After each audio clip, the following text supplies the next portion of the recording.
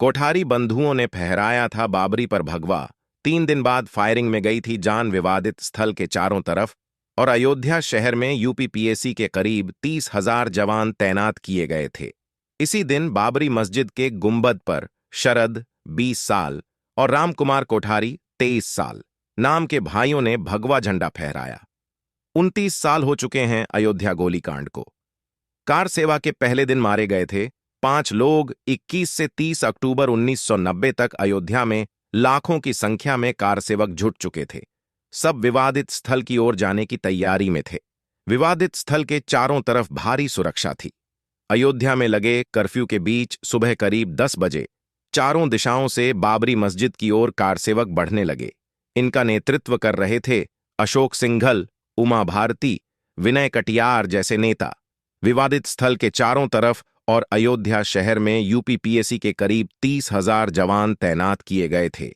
इसी दिन बाबरी मस्जिद के गुंबद पर शरद 20 साल और रामकुमार कोठारी 23 साल नाम के भाइयों ने भगवा झंडा फहराया।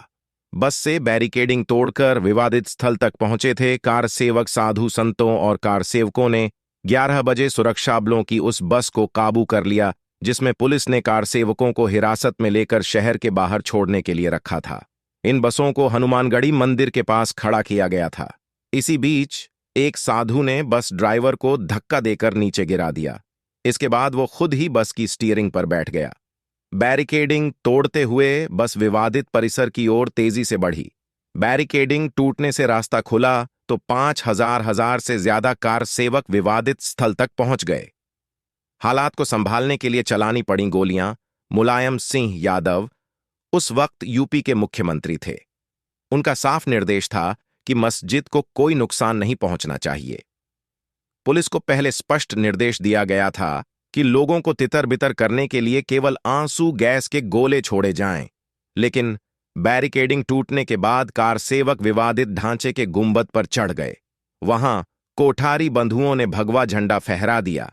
इसके बाद पुलिस ने कार सेवकों पर फायरिंग की। सरकारी आंकड़ों के अनुसार 30 अक्टूबर 1990 को अयोध्या में हुई फायरिंग में 5 कार सेवकों की जान चली गई। सीआरपीएफ के जवानों ने दोनों कोठारी भाइयों को पीटकर खदेड़ दिया। 200 किमी पैदल चल अयोध्या पहुंचे थे कोठारी बंधु। किताब अयोध्या के चश्मदीद के अनुसार कोठारी भाइयों के दोस्त राजेश अग्रवाल के अनुसार 22 अक्टूबर की रात शरद और रामकुमार कोठारी कोलकाता तब कलकत्ता से चले थे। बनारस आकर रुक गए थे। सरकार ने ट्रेनें और बसें बंद कर रखी थीं, तो वे टैक्सी से आजमगढ़ के फूलपुर कस्बे तक आए। इसके बाद यहां से सड़क का रास्ता भी बंद था, लेकिन दोनों 25 अक्टूबर को अयोध्या की तरफ पैदल निकले पड़े। करीब 200 किलोमीटर पैदल चलने के बाद 30 अक्टूबर को दोनों अयोध्या पहुंचे। 30 अक्टूबर को गुंबद पर चढ़ने वाला पहला आदमी शरद कोठारी ही था। फिर उसका भाई रामकुमार भी चढ़ा। दोनों ने वहां भगवा झंडा फहराया था। 2 नवंबर को दोनों भाइयों को लगी गोली गई जान। किताब अयोध्या के चश्मदीद के अनुसार 30 अक्टूबर को गुंबद पर झंडा लहराने के बाद शरद और रामकुमार 2 नवंबर को विनय कटियार के नेतृत्व में दिगंबर अखाड़े की तरफ से हनुमानगढ़ी की तरफ जा रहे थे। जब पुलिस ने गोली चलाई तो दोनों पीछे हटकर लाल कोठी वाली गली के एक घर में छिप गए। लेकिन थोड़ी देर बाद जब वे दोनों बाहर निकले तो पुलिस फायरिंग का शिकार बन गए। दोनों ने मौके पर ही दम तोड़ दिया।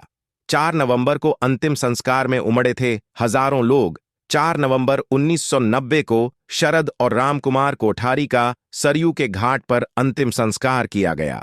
उनके अंतिम संस्कार में हजारों लोग उमड़ पड़े थे। दोनों भाइयों के लिए अमर रहे के नारे गूंज रहे थे। शरद और रामकुमार का परिवार पीढ़ियों से कोलकाता में रह रहा है। मूलतः वे राजस्थान के बीकानेर जिले के रहने वाले थे। दोनों भाइयों के अंतिम संस्कार के करीब 1 महीने बाद ही 12 दिसंबर को इनकी बहन की शादी